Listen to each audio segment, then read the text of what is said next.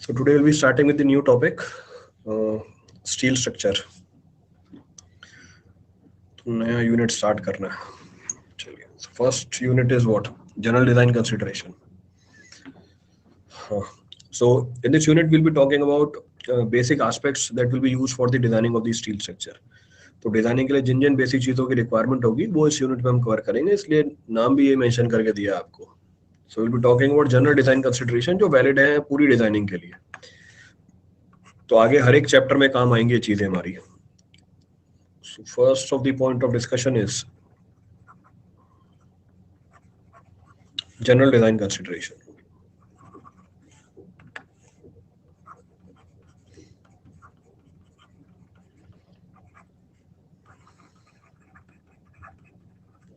So we'll be talking about the general aspects of designing of steel structure. General बातों के बारे में हम डिस्कशन करेंगे यहाँ पे. तो पहला point, first point of reference. पहला पॉइंट ऑफ रेफरेंस क्या बोलता है? जब हम ये बोलेंगे कि हमें डिजाइनिंग करनी है स्टील स्ट्रक्चर की, so designing of the steel structure will consist of what? Designing of the steel structure will consist of designing of the steel member and their connections. तो स्टील मेंबर की भी designing करेंगे, साथ में उसमें जो connections लगे होंगे हम उसकी भी डिजाइनिंग करेंगे. अब कनेक्शंस बोल्टेड भी हो सकते हैं, कनेक्शंस रिवेटेड भी हो सकते हैं, कनेक्शंस वेल्डेड भी हो सकते हैं. तो जब भी डिजाइन करेंगे हम स्टील स्ट्रक्चर की, उसके मेंबर की भी डिजाइनिंग होगी, साथ में उसके कनेक्शन की भी डिजाइनिंग होगी, इस तरीके से कि वो डिजायर्ड लोड को क्या कर पाए, सेफली और इकोनॉमिकली ट्रांसफर कर पाए. So in designing of the steel structure, both will be designed, member and its connections will be designed. अभी जो स्टील स्ट्रक्चर की डिजाइनिंग है तीन तरीकों से कर सकते हो. तो तीन बेसिक थ्योरीज है हमारे पास. एक वर्किंग स्ट्रेस मेथड है, दूसरा अल्टीमेट लोड मेथड है, तीसरा लिमिट स्टेट मेथड है. यही तीन डिजाइन थ्योरीज हमारे पास आरसीसी के अंदर भी है. Same three theories are available in RCC. पहले के टाइम पे हम वर्किंग स्ट्रेस मेथड यूज करते थे. Over a period of time it is being replaced by limit state method. तो आरसीसी में तो पूरा ही रिप्लेस हो गया limit state method. Same is the case with steel structure also. But however अगर पुराने सवाल देखोगे तो उसमें आपको कुछ सवाल वर्किंग स्ट्रेस मेथड के भी मिल जाएंगे. पर आपका जो कोड है अभी IS 800 जो फॉलो करना है आपको रिगरसली, उसमें जो डिजाइन कंसीडरेशंस है वो सारी लिमिट स्टेट मेथड की है. However few provisions which are common for both working stress method and limit state method they are being mentioned here. तो स्टार्ट हम शुरू से ही करेंगे कि वर्किंग स्ट्रेस मेथड में क्या बेसिक कंसेप्ट इन्वॉल्व था, क्या ड्रॉबैक थी उसकी, फिर अल्टीमेट लोड मेथड पे है उसमें क्या बेसिक कंसेप्ट इन्वॉल्व है, क्या ड्रॉबैक है उसके, और फाइनली आज के टाइम पे हम किसको यूज करते हैं. आज के टाइम पे हम यूज करते हैं लिमिट स्टेट मेथड को. जो भी डिस्कशन होगी आपके कोड के हिसाब से होगी. तो IS 800 2007 तो आपके पास होना ही चाहिए. So whatever provisions will be there will be as per your code only. So that code should be available with you. Code है मेरे पास, मैं अपलोड कर देता हूँ कोड डायरेक्टली. डिस्कशन फोरम में भी डाल दूंगा और अभी भी यहाँ पर अपलोड कर देता हूँ. तो ब्राउज IS 800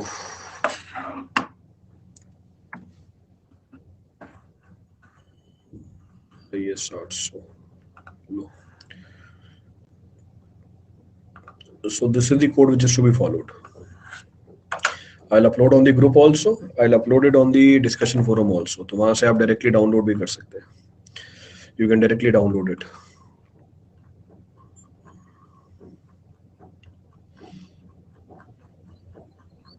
ये हमारा कोड आ गया. तो कोड शुरू में ही है आपके पास. You have the code available with you. So एक एक करके तीनों थ्योरीज उठाते हैं. One by one we'll talk about all the three theories and whatever basic design considerations are there that will also be covered. तो पहला point हमने क्या डिस्कस किया? पहला पॉइंट हमने डिस्कस किया जब भी स्टील स्ट्रक्चर की डिजाइनिंग की बात होगी उसमें मेंबर भी डिजाइन होगा, साथ में कनेक्शन भी डिजाइन होगा. So we'll say design of steel structure. So design of steel structure. So design of steel structure consists of what? So design of steel structure consists of design of steel members and connections. Steel member and connections so that the applied load can be transferred. So that applied load can be transferred. कैसे transfer करो? Applied load can be resisted and transferred safely. Can be resisted and transferred safely and economically. Safely and economically. ये हमारा basic M रहेगा हर designing के अंदर, safely and economically. So design of the steel structure consist of designing of the members and connections. अब कौन कौन सी theories available है designing के लिए? 3 थ्योरी अवेलेबल है, और तीनों थ्योरी का जो कंसेप्ट है उनके नाम में मेंशन्ड है। So we can say design of the steel structure, design of the steel structure is based on following three theories.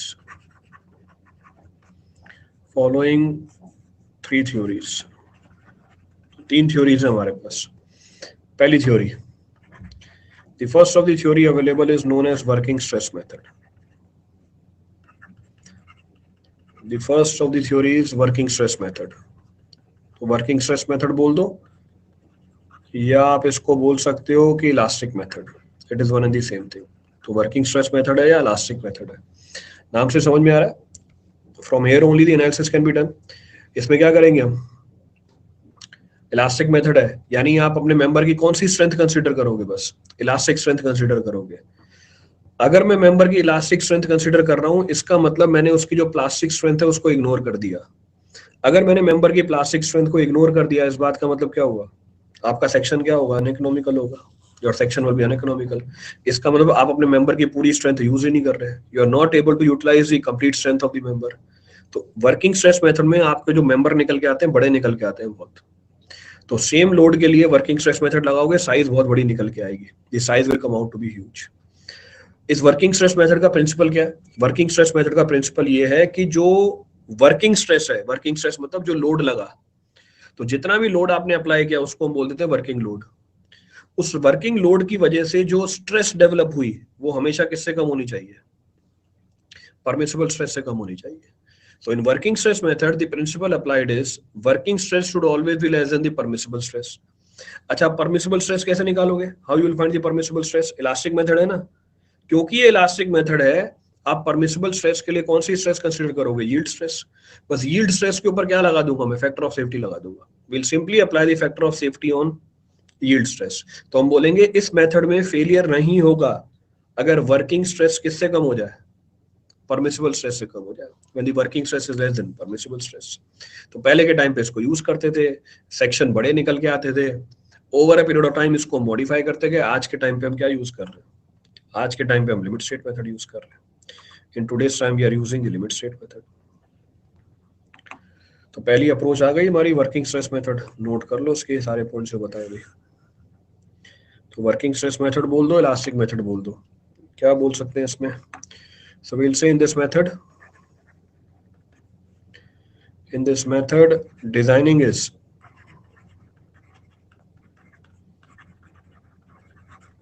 Is based on elastic theory. Designing based है इलास्टिक थ्योरी के ऊपर। Next point says here structures are analyzed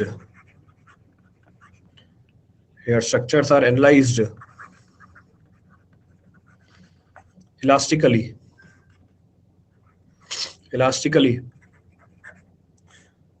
for worst combination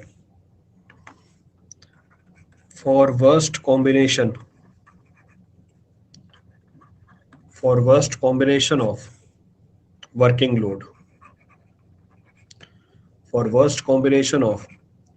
load, and the members are designed such that, क्या principal था, members are designed such that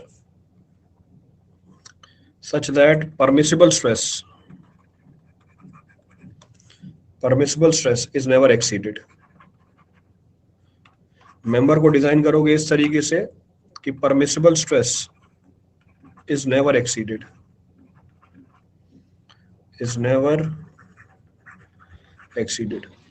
तो member की designing इस तरीके से होगी कि उसमें परमिसिबल स्ट्रेस कभी एक्सीड नहीं होगा।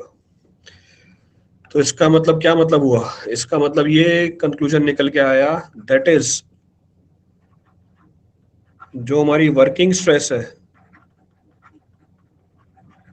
जो वर्किंग स्ट्रेस है वो हमेशा कम होनी चाहिए किससे?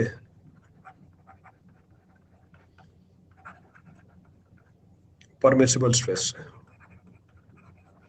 और वर्किंग स्ट्रेस कौन से लोड की वजह से डेवलप होगी? जो worst combination of working load है उसकी वजह से डेवलप होगी। जो आपकी परमिसिबल स्ट्रेस है वो किसके बराबर है? परमिसिबल स्ट्रेस ये भी बताया था, this is equal to what? This is equal to yield stress divide by what? Factor of safety.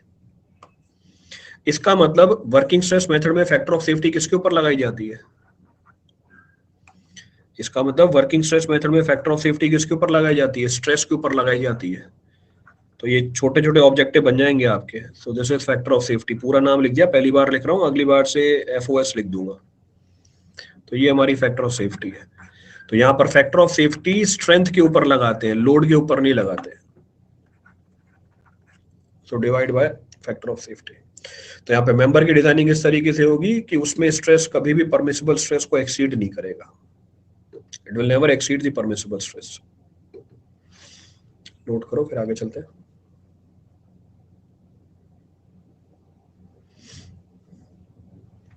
Done done. Next point क्या बोल रहा है? Next point says that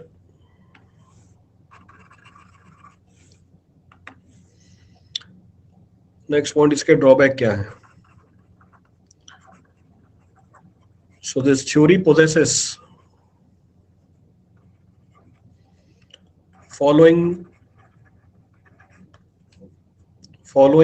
drawbacks. अब इस थ्योरी में क्या क्या ड्रॉबैक है? एक तो पीछे बता दिया, one of the drawback we have discuss. इसमें आप क्या यूज कर रहे हो? इलास्टिक स्ट्रेंथ यूज कर रहे हो, यानी क्या यूज नहीं कर पा रहे? प्लास्टिक स्ट्रेंथ यूज ही नहीं कर पा रहे। So we are not able to use the plastic strength. तो पहला ड्रॉबैक निकल के आया। सो we will say in this case,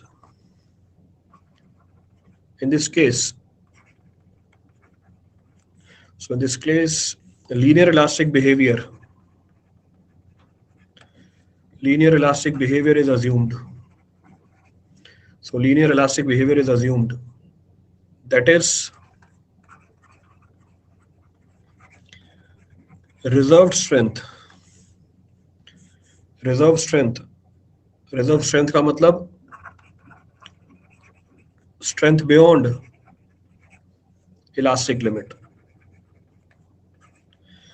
जो आपको स्ट्रेंथ किसके बाद मिलेगी? इलास्टिक लिमिट के बाद मिलेगी।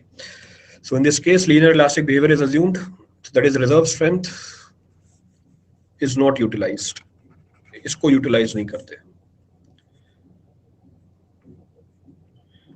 is not utilized.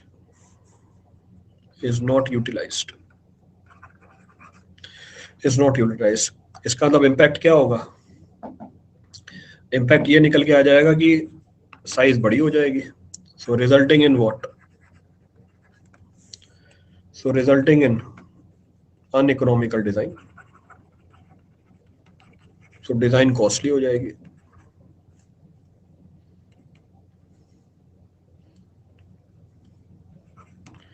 So uneconomical design, तो strength will be wasted, size बड़ी निकल के आएगी, कॉस्टिंग ज्यादा मिलेगी। So costing will be comparatively more.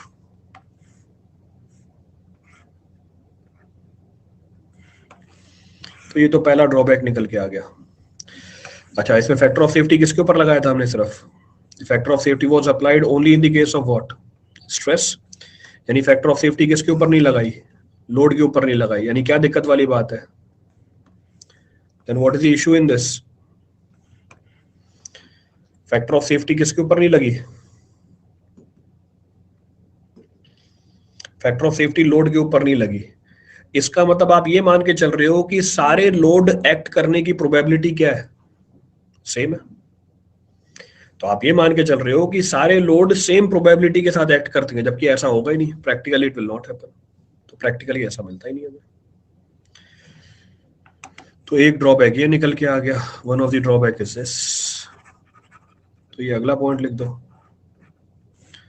So linear elastic behaviour भाई चुपचाप बैठ के सुनते रहो, एक वर्ड मुंह से निकलता नहीं है, कूद पड़ते हो, फिर बोलते हो समझ में नहीं आता। एक बार मतलब चलो ठीक है, स्टील स्ट्रक्चर समझ में नहीं आती, जिस चीज को डेवलप होने में हजारों साल लगे, मेरे को क्लास चालू किए हुए बस 16 मिनट हुए, बताए हुए 2 पेज भी नहीं हुए, और डाउट भी आने लग गए। मतलब मेरे हिसाब से मैं ये मानता हूँ, मेरे को अभी तक नहीं आता सिविल के कोई टॉपिक, अभी तक सीखता रहता हूँ मैं। तुम्हें डाउट अभी से आने लग जाते हैं, 2 पन्ने, एक पन्ना नहीं भरा पूरा अभी तक, एक पन्ना भी नहीं भरा है पूरा।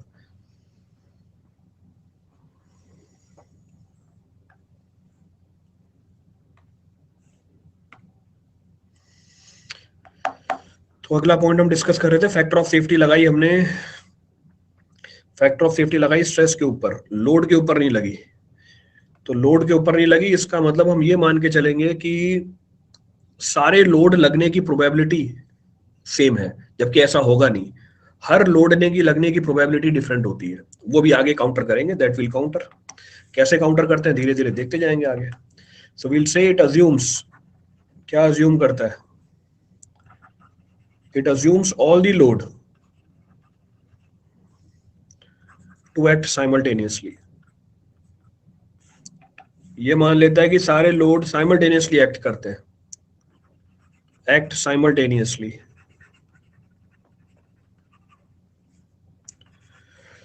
So it assumes all the load to act simultaneously with same probability. Probability बोल दो, uncertainty बोल दो, एक ही बात, एक ही चीज के अलग अलग नाम है, with same probability. Probability, or you can say degree of uncertainty. Degree of uncertainty. तो ये दूसरा ड्रॉबैक निकल के आ गया, this is second drawback which is being applied. Next point of reference, next point of reference, इसमें assumption क्या ली गई है, वर्किंग स्ट्रेस किससे छोटा रहेगा हमेशा, वर्किंग स्ट्रेस हमेशा छोटा रहेगा परमिसिबल स्ट्रेस से। जरूरी नहीं है ऐसा हो, आप हर जगह ये कंडीशन को सेटिस्फाई करा नहीं पाओगे। तो वर्किंग स्ट्रेस मेथड ये बोलता है कि आपके मेंबर की साइज इस तरीके से निकालो कि वर्किंग स्ट्रेस हमेशा परमिसिबल स्ट्रेस से कम रहे, पर इस बात को आप हर सिचुएशन में सेटिस्फाई करा ही नहीं पाओगे। जैसे समझने के लिए एग्जांपल लेते हैं, समझने के लिए एग्जांपल लेते हैं, कॉन्सेंट्रेशन ऑफ द स्ट्रेस। किसी एक पॉइंट पे आके आपका स्ट्रेस कॉन्सेंट्रेट हो जाएगा। जैसे एग्जांपल, अभी तो क्योंकि हमने स्टार्ट ही किया, लेट अस सपोज समझने के पॉइंट ऑफ व्यू से या विजुअलाइजेशन के पॉइंट ऑफ व्यू से इस प्रोसेस को आपने जरूर ऑब्जर्व किया होगा। आपने बोल्टेड कनेक्शन बनाई, यानी प्लेट के ऊपर बोल्ट कसा, बोल्ट कसे हुए सबने देखा होगा, कभी ना कभी यूज करते हैं इसको हम। घर पे इलेक्ट्रिकल अप्लायंसेस लगते हैं, प्लेट लगती है, बोल्ट कसते हो। अब जैसे ही आपने बोल्ट कसा, जिस पॉइंट पे बोल्ट कसा हुआ है वहां पे स्ट्रेस की वैल्यू क्या कर जाएगी, सडनली बढ़ जाएगी। तो आप तो क्या कर दोगे, आप तो बोल दोगे कि वर्किंग स्ट्रेस परमिसिबल स्ट्रेस से कम होना चाहिए। इस पॉइंट पे जो स्ट्रेस है परमिसिबल स्ट्रेस से ज्यादा चला जाएगा आपके। तो कई बार ऐसा होता है, अगर आपको ने बोल्ट को क्या किया, आपने बोल्ट को ज्यादा टाइट कर दिया, उस पर्टिकुलर एरिया में क्रैक डेवलप हो जाएगा। पूरी प्लेट सही रहेगी, पर उस पर्टिकुलर एरिया में प्लेट क्या कर जाएगी, फेल कर जाएगी, इट विल फेल ऑफ। तो दिक्कत है इसके अंदर कि हर जगह पे ये सिचुएशन को हम सेटिस्फाई करा दें, ऐसा प्रैक्टिकली पॉसिबल नहीं होता। तो ये भी इसकी एक ड्रॉबैक निकल के आएगी। और हर जगह पे सेटिस्फाई कराने बैठ जाओगे, फिर से इशू, आपकी डिजाइनिंग क्या हो जाएगी, ओवर सेफ हो जाएगी, ओवर डिजाइन करके बैठ जाओगे। तो ये इसकी अगली ड्रॉबैक निकल के आई। तो अगली ड्रॉबैक क्या निकल के आई, that the assumption that working stress का मतलब जो भी वर्किंग लोड है, अगर 100 किलो न्यूटन का लोड लगाया, यही वर्किंग लोड है, इसको डिवाइड कर दो एरिया से, क्या मिल जाएगा आपको, स्ट्रेस मिल जाएगा। So the assumption that working stress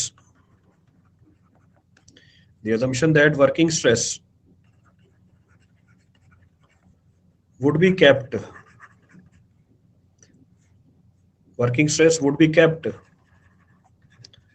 less than permissible stress, less than permissible stress is not possible, is not possible at every point, at every point at every point in design due to, बहुत सारे reason है, एक reason तो बता ही दिया आपको, due to पहला point, इसमें छोटा न्यूमरल डाल दो, स्ट्रेस कॉन्सेंट्रेशन। तो किसी जगह पे आके स्ट्रेस कॉन्सेंट्रेट हो जाएगी, बहुत सारे एग्जांपल आएंगे इसके स्ट्रेस कॉन्सेंट्रेशन के, एक एग्जांपल तो दिया ही मैंने अभी आपको। तो स्ट्रेस कॉन्सेंट्रेशन जहां पर भी कनेक्शन करोगे वहां पे स्ट्रेस कॉन्सेंट्रेट कर जाता है। दूसरा example, let us suppose beam है, बीम सपोर्ट के ऊपर पड़ी हुई है, सपोर्ट पे कितना रिएक्शन डेवलप होगा? सिंपली सपोर्टेड बीम यूडीएल, तो कितनी रिएक्शन डेवलप हुई? WL/2। और इस बार जो रिएक्शन होगी वो क्या निकल के आएगी? वो मैक्सिमम निकल के आएगी, दिस विल बी मैक्सिमम। तो इसको बोलते हैं स्ट्रेस कॉन्सेंट्रेशन। तो ये हमारी सिंपली सपोर्टेड बीम, रिएक्शन हमारी आ गई WL/2, स्पैन लेंथ L, यहां पर आपका स्ट्रेस मैक्सिमम मिलेगा। क्यों? जैसे जैसे दूर जाऊंगा शेयर फोर्स क्या होती जाएगी? मैं मान के चल रहा हूँ कि इसका शेयर फोर्स डायग्राम आपको पता है, you know the shear force diagram of this. तो शेयर फोर्स की वैल्यू कम होती जा रही है, इसका मतलब स्ट्रेस क्या होता जाएगा? कम होता जाएगा। यानी सपोर्ट पे स्ट्रेस की वैल्यू सबसे ज्यादा। तो आप तो वर्किंग स्ट्रेस मेथड में क्या करने लग जाओगे? आप वर्किंग स्ट्रेस मेथड में ये बोलने लग जाओगे कि हर जगह पे वर्किंग स्ट्रेस परमिसिबल स्ट्रेस से कम हो, फिर से ओवर डिजाइनिंग करने लग जाएंगे। Again will go for the over designing, जबकि इसकी जरूरत थी नहीं हमें। स्ट्रेस कॉन्सेंट्रेशन तो एक पर्टिकुलर पॉइंट पे हुआ, it was attend at a particular point only. तो एक ड्रॉबैक इसकी ये भी निकल के आती है। दूसरा, हर जगह पे क्यों नहीं सेटिस्फाई कर पाएंगे? हर जगह पे सेटिस्फाई इसलिए नहीं कर पाएंगे क्योंकि आपको रेसिडुअल स्ट्रेस भी मिलेंगे। अब रेसिडुअल स्ट्रेस का मतलब क्या होता है? रेसिडुअल स्ट्रेस का मतलब वो स्ट्रेस जो इलास्टिक लिमिट के बाद निकल के आता है, इसको प्लास्टिक स्ट्रेस भी बोला जाता है। इट में ऑल्सो भी टर्म्ड एज प्लास्टिक स्ट्रेस। जैसे एग्जांपल, इसको समझने के लिए एग्जांपल ले लो, लेट अस सपोज कोई भी वायर उठाओ, उसको स्ट्रेच करो। इनिशियली जब आप उसको स्ट्रेच करोगे और अनलोड करोगे, वो अपनी ओरिजिनल शेप को दोबारा रीगेन कर लेगी, तब तक जब तक आपकी जो स्ट्रेस है इलास्टिक लिमिट के अंदर हुई। पर जैसे ही स्ट्रेस इलास्टिक लिमिट से ऊपर चली जाती है, वो अपनी ओरिजिनल ज्योमेट्री को रीगेन नहीं कर पाती। पर होगा क्या? अगर ये इसकी ओरिजिनल ज्योमेट्री है वायर की, क्रॉस सेक्शन इसका सर्कुलर है, आपने लोड लगाया, लोड लगाने के बाद इसको अनलोड कर दिया, अगर इलास्टिक लिमिट में ही है लोड, तो ये दोबारा रीगेन कर लेगी अपनी ओरिजिनल ज्योमेट्री, लेंथ भी वही आ जाएगा, डायमीटर भी वही आ जाएगा, दोनों चीजें वापस ओरिजिनल हो जाएंगी। पर अगर आपने लोड की वैल्यू और ज्यादा बढ़ाई, इलास्टिक लिमिट को एक्सीड कर गए, अब फाइनल सिचुएशन ये होगी, L की जगह L डैश हो जाएगा, D की जगह D डैश हो जाएगा। अब ये प्लास्टिक लिमिट है, फेलियर नहीं हुआ है, देयर इज नो फेलियर, पर अब किस में चली गई है? ये प्लास्टिक रीजन में चली गई है। It has entered into the plastic region. So because of the residual stress, आप ऊपर वाली असम्पशन हर जगह वैलिडेट नहीं कर पाओगे, you will not be able to validate. Next, जब कंस्ट्रक्शन हो जाती है, वर्किंग हो रही है स्ट्रक्चर के अंदर, आपको टेम्परेचर में वेरिएशन मिलेगी, और टेम्परेचर में वेरिएशन मिली, फिर से स्ट्रेस डेवलप हो जाएंगे। ये स्ट्रेंथ ऑफ मटेरियल का कंसेप्ट है। Let us suppose support fix है, टेम्परेचर बढ़ाया, व्हाट विल हैपन? जो हमारी मेंबर है ये एक्सपेंड करने की कोशिश करेगी, एक्सपेंड करने की कोशिश करेगी, एक्सपेंशन पॉसिबल ही नहीं है, एक्सपेंशन पॉसिबल ही नहीं है, रिएक्शन डेवलप हुई, नेचर क्या होगा रिएक्शन का? कंप्रेसिव, तो उसमें कंप्रेसिव रिएक्शन डेवलप हो जाएगी। इसका मतलब ये है कि जब मैं डिजाइनिंग करने बैठा, डिजाइनिंग तो किसके लिए करी? बस लोडिंग के लिए, पर ये टेम्परेचर बीच में और आ गया, टेम्परेचर बीच में और आ गया और रिएक्शन डेवलप करा दी। तो फिर से आपकी एजम्पशन जरूरी नहीं है हर जगह वैलिड हो जाए। तो जहां टेम्परेचर का रोल आ जाता है, एडिशनल रिएक्शंस आ जाती है। फिर से स्ट्रेंथ ऑफ मटेरियल का कंसेप्ट है, अगर ये सपोर्ट सेटल हो जाए, इफ दी सपोर्ट है सेटल्ड, दोबारा क्या डेवलप होता है? फिर से रिएक्शन डेवलप होती है, again the reaction is developed. ये स्ट्रेंथ ऑफ मटेरियल में डायरेक्टली इसके वो भी निकाले होंगे आपने, कितना मोमेंट डेवलप हो जाता है और कितनी रिएक्शन डेवलप हो जाती है because of the settlement of the support, support के सेटलमेंट से।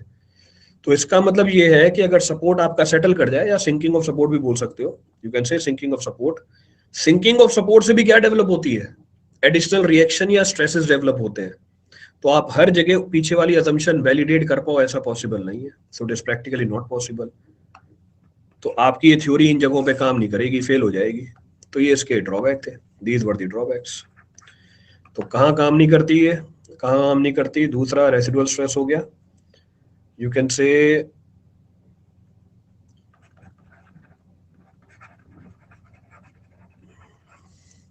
temperature change, and you can say sinking of the supports. Fixed end moment, बिल्कुल सही बात है। फिक्स्ड एंड मोमेंट समझाने के लिए आप ये ले सकते हो, फिक्स्ड एंड मोमेंट। तो सिंकिंग ऑफ दी सपोर्ट्स, तो ये सबसे पुरानी थ्योरी थी हमारी। तो एक बेसिक आइडिया दे दिया आपको वर्किंग स्ट्रेस मेथड का, तो पीछे से चालू किया है। तो सबसे पुरानी थ्योरी यही चलती थी। तो ये थ्योरी इस प्रिंसिपल पे काम करती थी कि वर्किंग स्ट्रेस हमेशा किससे कम होना चाहिए, प्रिंसिपल स्ट्रेस से कम होना चाहिए। और परमिसिबल स्ट्रेस कैसे निकालोगे, it is equal to yield stress by factor of safety. आज के टाइम पे कोड देखोगे, फैक्टर ऑफ सेफ्टी मिलेगी नहीं आपको। तो पिछले सवालों में, यानी आज से 10 साल वाले पीछे सवाल उठाओगे, वो फैक्टर ऑफ सेफ्टी की वैल्यू पूछेगा आपसे। तो अब तो वो कोड ही यूज नहीं होता, तो फैक्टर ऑफ सेफ्टी मिलेगी भी नहीं आपको। तो ये मत बोलना सर ये फैक्टर ऑफ सेफ्टी पता ही नहीं, अब यूज ही नहीं कर रहे हैं। तो लिमिट स्टेट मेथड चल रहा है, we are taking the help of the limit state method. और लिमिट स्टेट मेथड में ये फैक्टर ऑफ सेफ्टी चेंज हो गई है, कितनी है वो भी देखते हैं आगे, that will see. So it was the earliest theory which was available. सबसे पुरानी थ्योरी है हमारे पास स्टील स्ट्रक्चर को डिजाइन करने के लिए।